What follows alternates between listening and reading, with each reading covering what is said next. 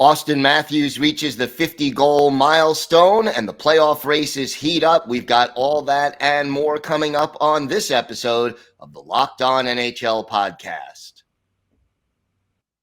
You're Locked On NHL, your daily podcast on the National Hockey League. Part of the Locked On Podcast Network, your team every day.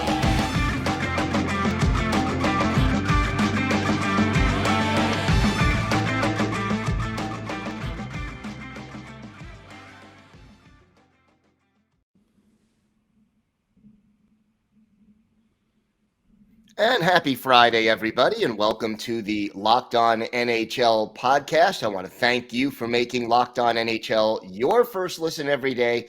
We are free and available on all platforms. I am Gil Martin, and with me every Friday, my co-host Rachel Donner. Rachel, how are you?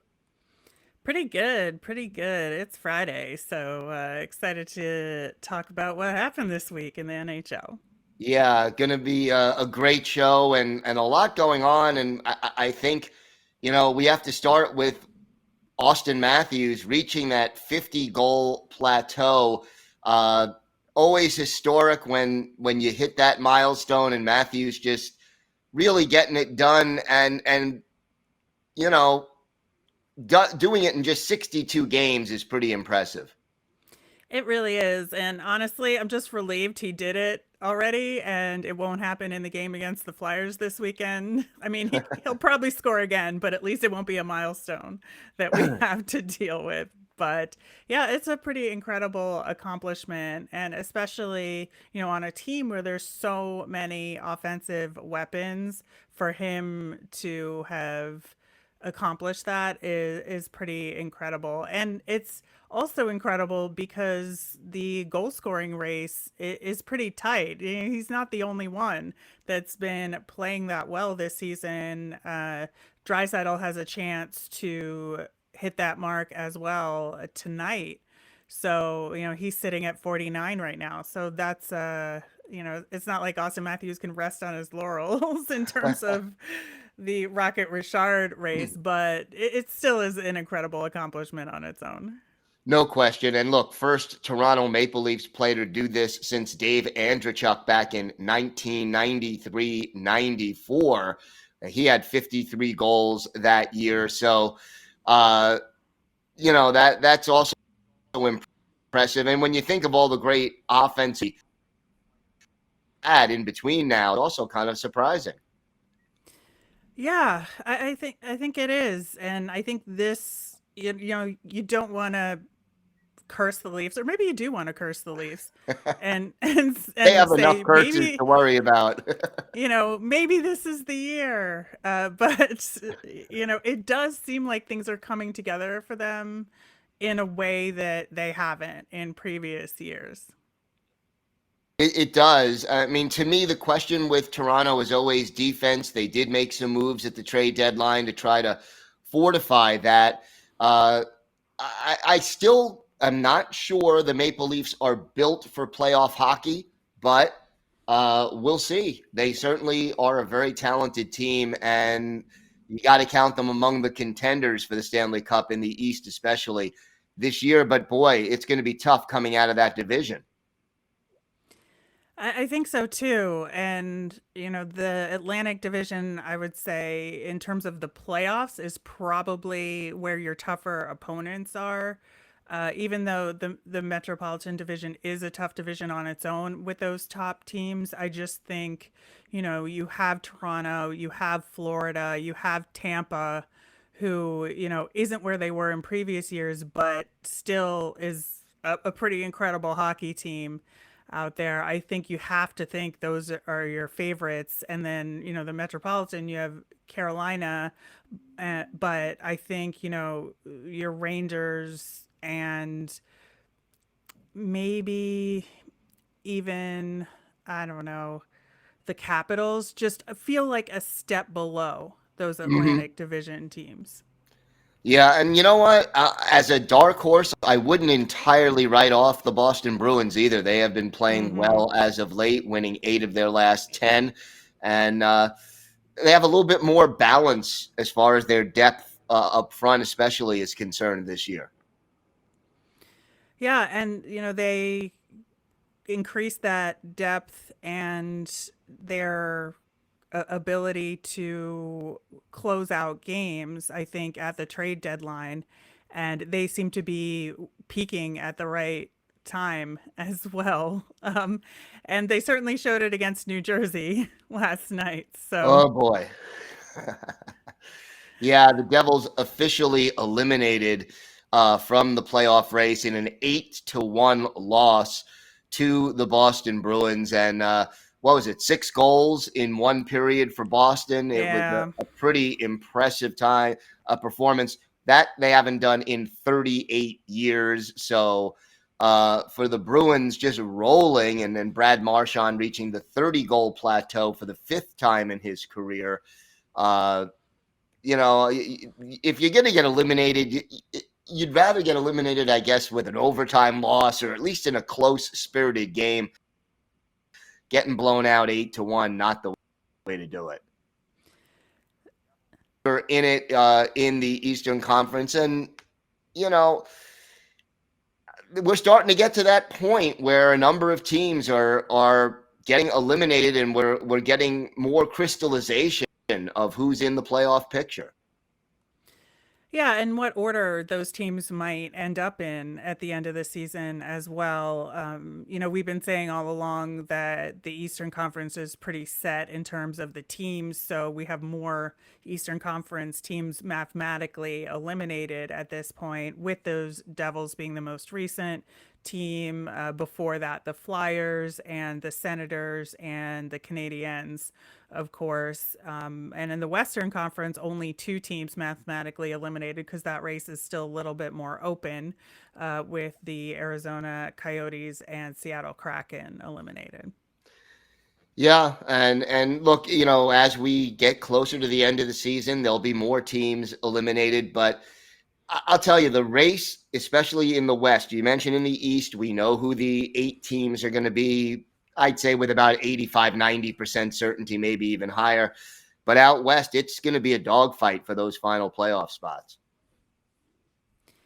It really is, and it's kind of fascinating, because there's some teams that have had, reputations, such as Vegas, of they're a team that always makes the playoffs, and right now they're just, barely in the wild card spot. And then you have a team like Nashville, who many people wrote off, who is in number 1 in the wild card spot right now. And so I think that there's some subversion of expectations from this season going on in the West, as well as, some teams that you do have high expectations for, but generally disappoint, but are actually playing okay this year. So, I'm not going to mention any names, Edmonton, but that is where we are right now. Yeah, and Vegas, the thing that worries me about them is just that they've played more games than most of the other teams fighting for that those wild card spots and those last playoff spots, and they may run out of opportunities before all is said and done. They very well could. And so I think that, even if they barely make the playoffs, to kind of be a bottom seed coming into it from, an quote unquote underdog status, would be a really unusual position for them to be in. It would be, and then of course there's the likelihood they would end up facing the Colorado Avalanche, the front runners right now for the President's Trophy. If they do sneak, get in first and then worry about it is usually the way you got to look at it, because we all know in the Stanley Cup playoffs, upsets happen every year, and I can't remember the last time all 4 division winners advanced to the second round of the playoffs. No, that doesn't happen very often. So, maybe this is the year it does, but, we'll see what happens down the pike. There's just been so much kind of turmoil in the West that it's a lot of fun to watch. It is. And, we started to talk a little bit about expectations. We're going to talk coming up about teams and talk about some of the expectations that were not met, some of the surprise. HelloFresh. With HelloFresh, you get farm fresh, pre-portioned ingredients and seasonal recipes delivered right to your doorstep. Skip trips to the grocery store and count on HelloFresh to make home cooking easy, fun, and affordable. That's why it's America's #1 meal kit. HelloFresh cuts back on time spent in the kitchen with meals ready in about 30 minutes or less. Plus, they've got quick and easy meals, including 20-minute recipes, low prep, and easy cleanup options, and provide an even faster route to putting food on the table. HelloFresh offers 50 menu and market items to choose from every week, including veggie, fit and wholesome, family friendly, and gourmet options, providing plenty of variety. I love using HelloFresh because you always get something that tastes incredible and is just the right amount of food for two people, or sometimes I've got a meal for myself and leftovers for the next day. Go to HelloFresh.com/LockedOn16 and use the code LockedOn16 for up to 16 free meals and 3 free gifts. That's HelloFresh.com/LockedOn16 and the code LockedOn16.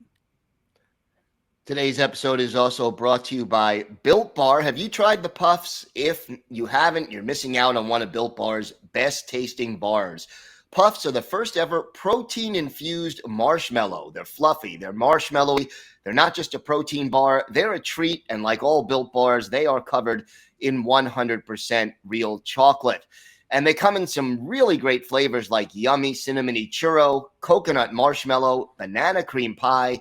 These are so good, they're going to be your new favorites. And look, most Built Bars contain just 130 calories, 4 grams of sugar, only 4 net carbs, but pack 17 grams of protein. Compare that to a candy bar, which usually has around 240 calories, 30 grams of sugar, and dozens of net carbs.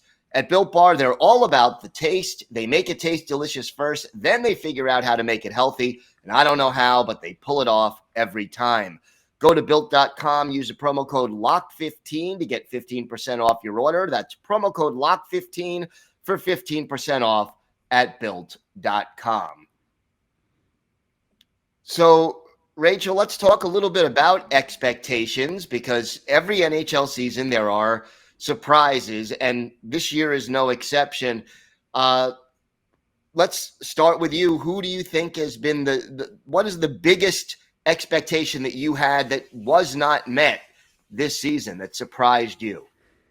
I mean, honestly, it's got to be your Islanders, right? I mean, I think that after the past 2 seasons, it's just felt like this team was in a real solid position that I don't know if I would have expected them to win the Stanley Cup this year, but, making the conference final to being essentially out of the playoffs is, a pretty big tumble. And, I think that, we're going to talk about Montreal, but that's a different kind of expectation, I think, because that was more of a one-off, where the Islanders have been building towards this, and Lou Lamoriello has, built a specific team for a Barry Trotz system to work, and it just hasn't worked this season. So I don't know. I mean, obviously you have a show that you talk about this all the time about why it's not working, but for this audience, so what do you think went wrong there? I think it was a sort of a perfect storm of problems. I mean, first of all, you started the season with 13 road games. Then you have a new home that, at least for the first 5 or 6 games, you don't really have home ice advantage because you're no more familiar with the rink than the visiting team is. But the other thing is, when they got home, COVID hit. They were missing 7, 8, 9 players, and they had to play about 7 or 8 games like that. They go 0-8-3, and it's tough to make up a deficit after you've gone winless in 11 games in this league. So, since the holiday break, the Islanders have been playing at a playoff clip, but once you go 0-8-3, it's pretty tough to overcome that. I'm not worried about this team long term. They do need a little tweaking, a puck-moving defenseman to replace Nick Leddy, and maybe a sniper to complement Matthew Barzal. But I think if COVID didn't happen, the Islanders would be, if not a playoff team, right in the thick of the playoff hunt. You mentioned Montreal. That's obviously, a team that was in the Stanley Cup final last year. once, we didn't necessarily expect them to repeat that, but I think once Carey Price announced that he was going to address some issues and wasn't going to play for a good chunk of this season, that changed the equation for Montreal. What else do you think affected the Canadiens? Yeah, I think, they weren't scoring, first off. I think when the season first started, they just were not able to put the puck in the net enough to win those early games. And I think they had some systemic problems as well. And obviously the coaching change has made a big difference for them. I mean, they're still not winning all the time, but at least they're winning some and they are scoring at a higher pace now. So I think, it's a combination of, not having the right personnel deployed in the right way, but also the Carey Price factor. I think that was huge, like you said. I think another team that has surprised a lot of people is the LA Kings in a positive way. I don't know how many people expected LA to be, if not a playoff team, certainly in the thick of the playoff hunt right now, and look at where they are.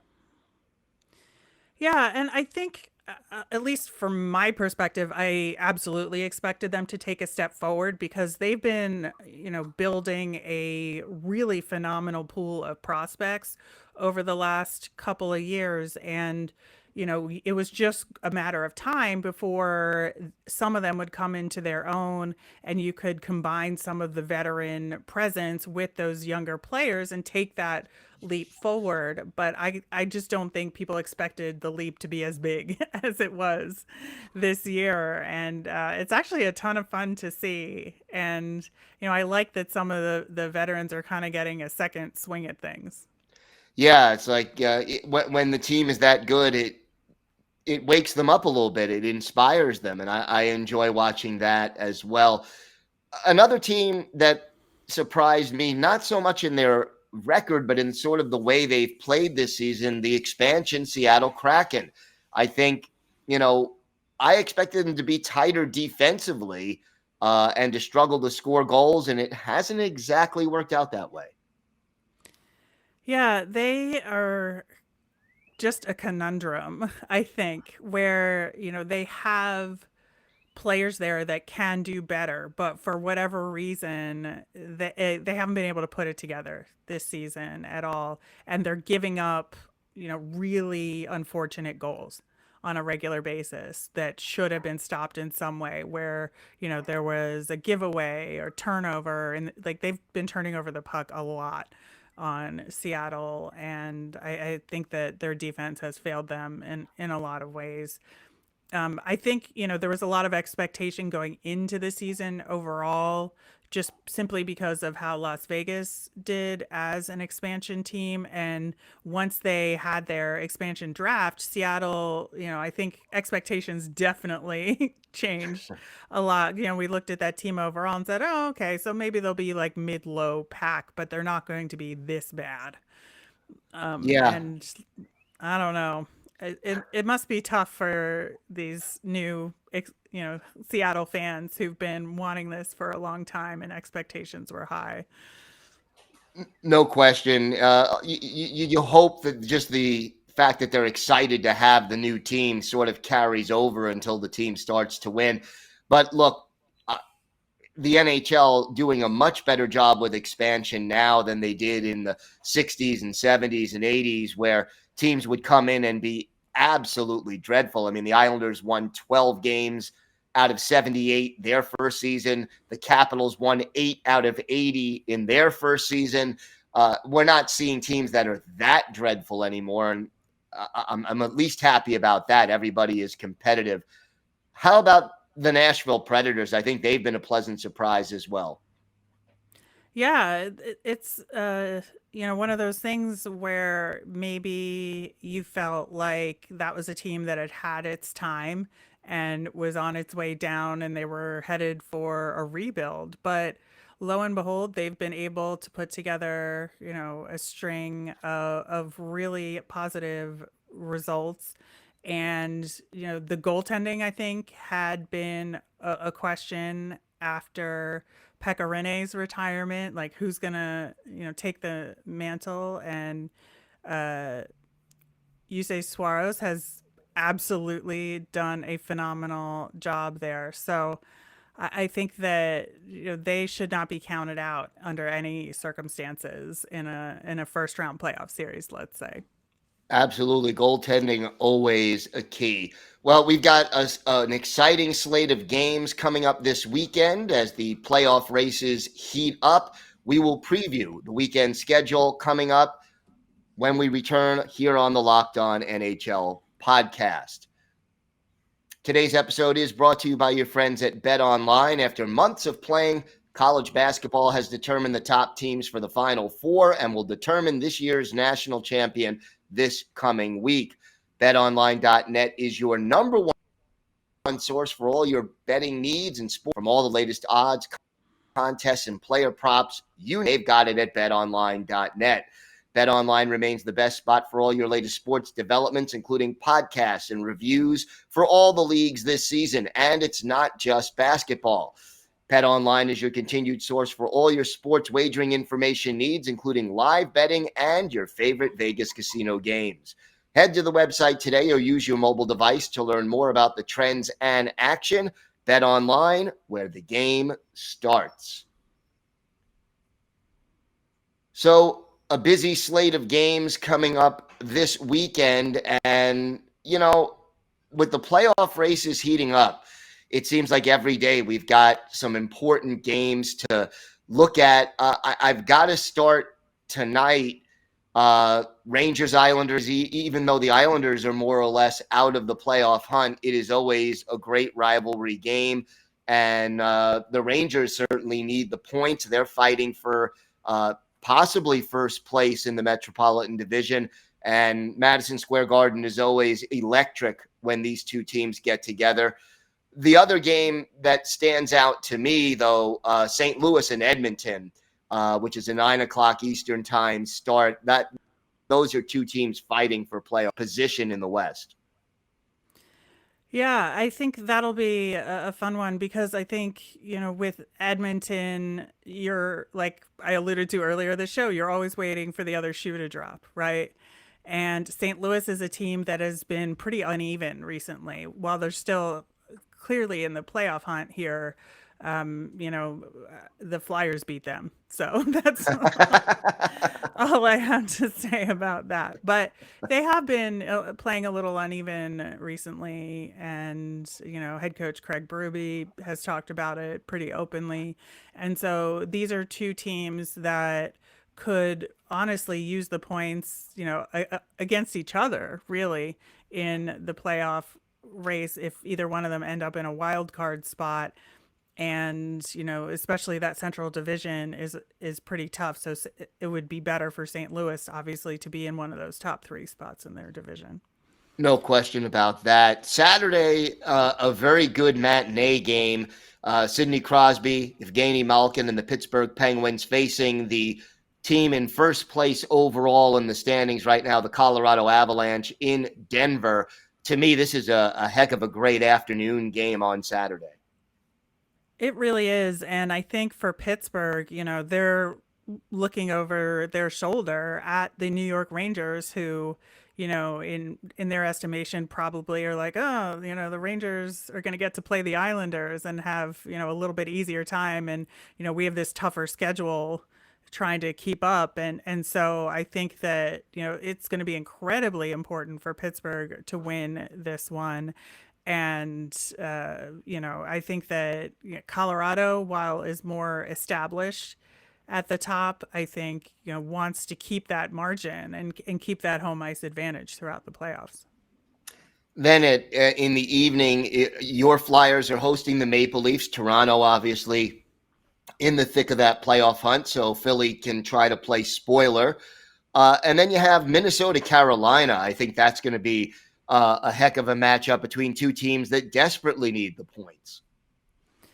Yeah, I think, with Minnesota, they have, a couple games in hand on Colorado that we just talked about, but the differential is so huge that it's not gonna, like, they're not gonna catch them. But they do also have, St. Louis, who we just talked about, right behind them and trying to make up some of those points. So it'll be extremely important for Minnesota to get these 2 points. And Carolina, on the other side of things, is they have a little bit of a cushion right now, and there aren't any games in hand situations, I think, affecting them, but they're going to want to keep that.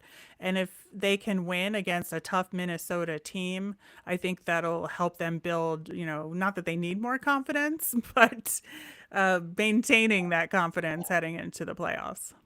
Absolutely. And then the late game on Saturday, St. Louis, who you mentioned before, heading out to Calgary to take on the Flames. And again, two teams, we've got all these teams in the West sort of tightly, very close together in the standings. You win a regulation game, like this, St. Louis and Calgary, that makes a big difference in the standings. Well, and that's what's so important for this weekend for the Blues, is that they've got a back-to-back against two teams that are right in the thick of it with them.